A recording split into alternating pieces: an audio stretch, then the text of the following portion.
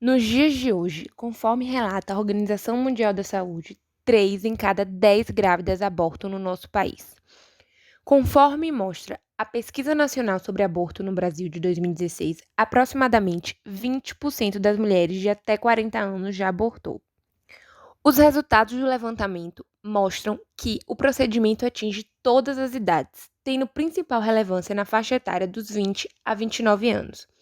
De outro lado, como concluiu um estudo financiado pela Fiocruz, as adolescentes são as maiores vítimas do abortamento, pois são as que mais morrem devido ao procedimento.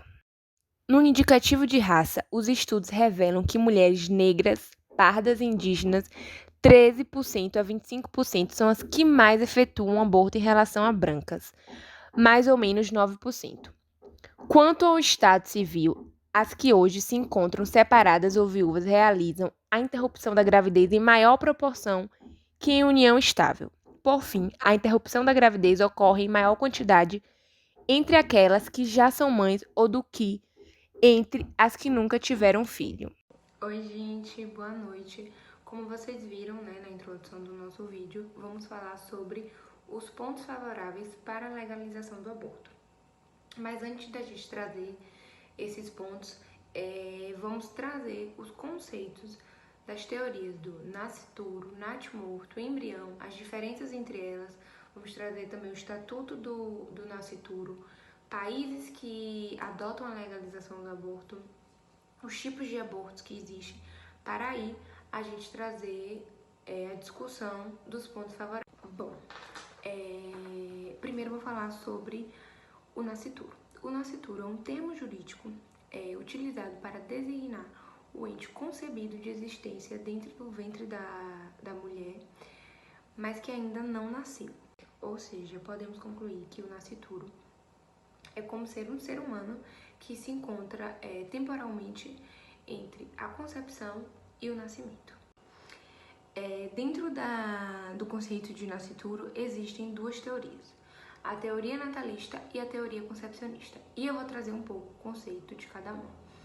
A teoria natalista fala que o nascituro não é considerado pessoa, ou seja, ele não adquire a personalidade jurídica, ele tem somente mera expectativa de vida. E a personalidade jurídica é a ideia de que uma pessoa, tanto física quanto jurídica, tem a capacidade de adquirir direitos e contrair deveres da sociedade. Lembrando também que a teoria natalista, que é a teoria adotada no Código Civil brasileiro, e que no artigo 2 do Código Civil diz: a personalidade civil da pessoa começa do nascimento com vida, mas a lei não põe a salvo, desde a concepção, os direitos do nascituro.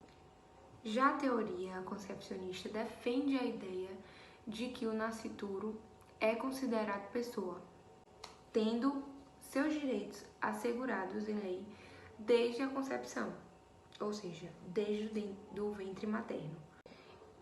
Vale lembrar também que a teoria concepcionista ela vem ganhando bastante espaço nos tribunais brasileiros. A gente tem como exemplo mesmo a Lei de Alimentos Gravídicos, que é a Lei número 11.804 de 2008, que ele assegura algumas proteções como pré-natal, doação de alimentos, etc.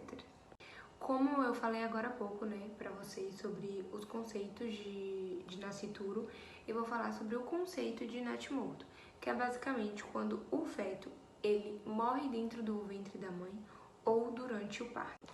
Vale lembrar também que o natimorto ele não falece após o nascimento com vida. Ele faleceu dentro do ventre ou durante o parto. Porque caso ele venha a nascer e logo em seguida ele falece, seria obrigatório a lavratura de 2 assentos, que no caso seria o do nascimento e o de óbito. E isso não acontece com o natimorto. E por último eu vou falar sobre o conceito de embrião, que é o grupo de células que dá origem ao ser humano, que é formado na fecundação pelos gametas femininos e masculinos. Dentro do embrião, a gente pode citar, né, a nova técnica que existe, que é o embrião in vitro, que é a técnica que tem como objetivo coletar o óvulo da mulher e fertilizá-lo junto com o sêmen laboratorial.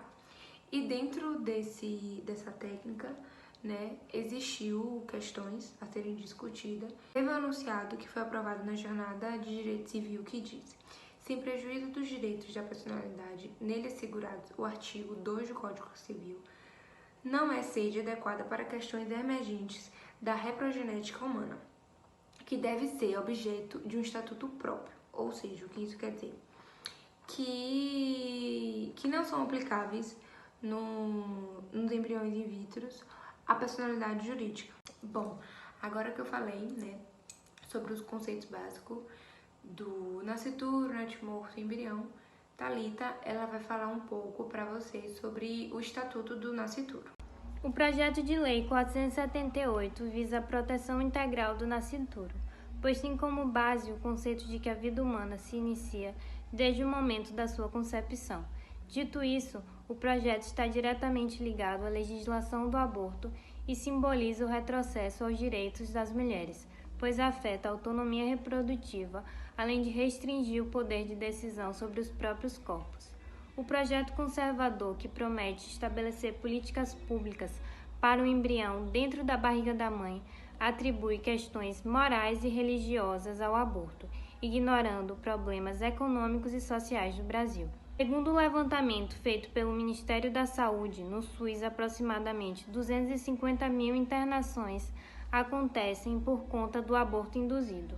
Outro sim, de 2009 a 2018, a cada 10 mortes por aborto, 6 foram de mulheres pretas ou pardas.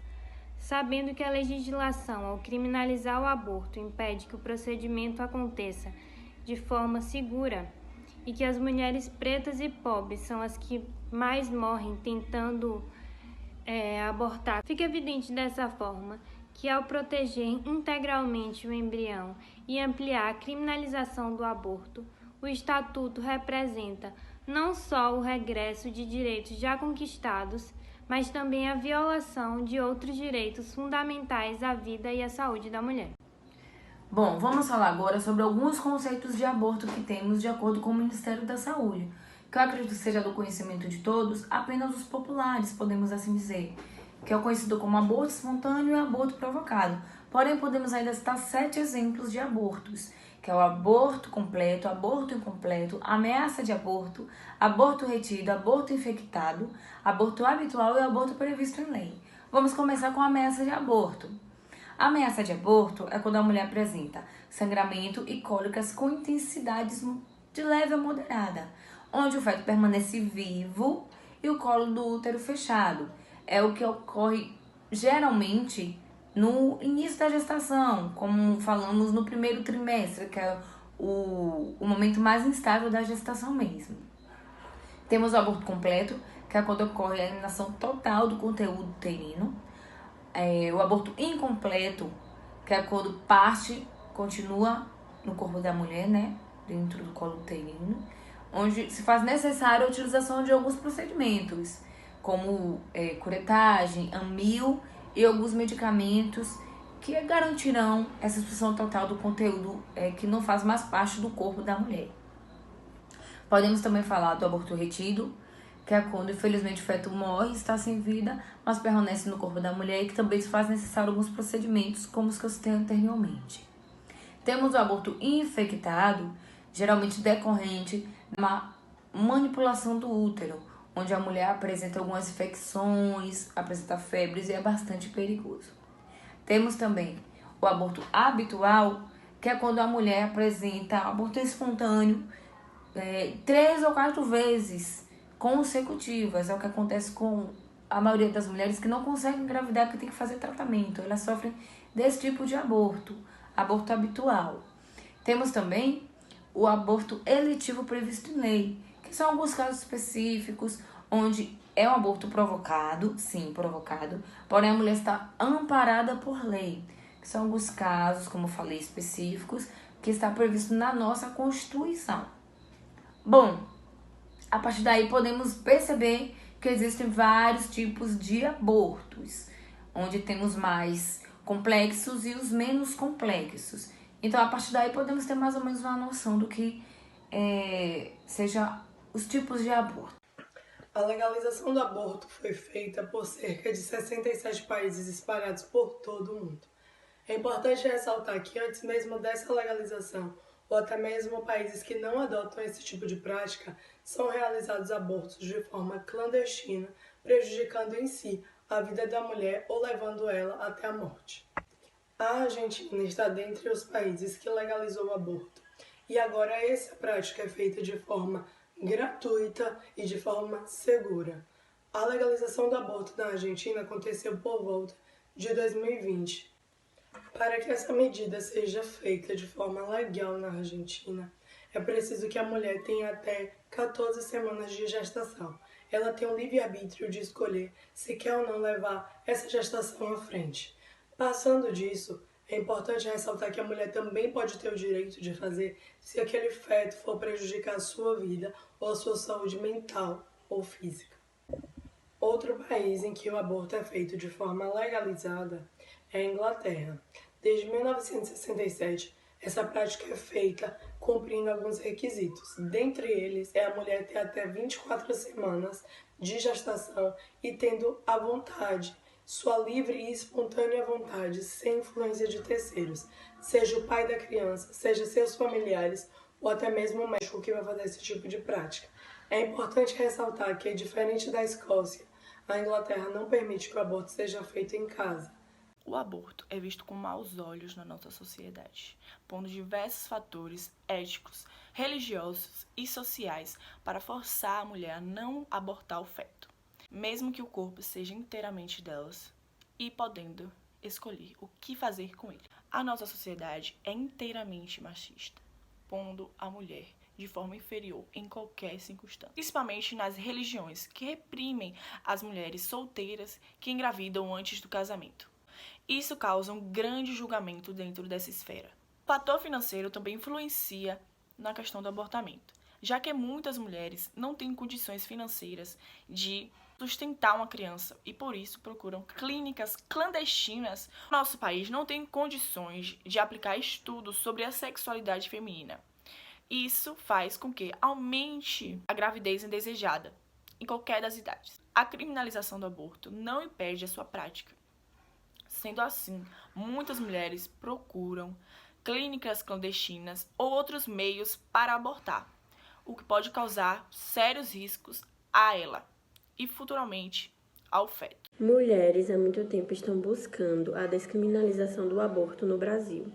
Aqui, o aborto só é permitido em caso de gravidez resultante de estupro, fetos anencéfalos e quando a gravidez causa risco de vida para a gestante. O movimento feminista em todo o mundo vem lutando desde a década de 70 pelo direito à autonomia da mulher no seu próprio corpo e o controle do seu próprio corpo.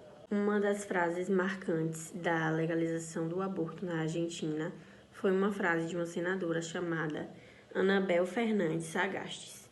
Ela diz que estamos aqui porque outras caminharam antes e porque outras vão caminhar depois. Penso que não é apenas a revolução das filhas.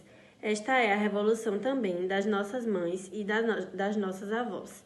O movimento de mulheres nos interpela a construir essa transversalidade.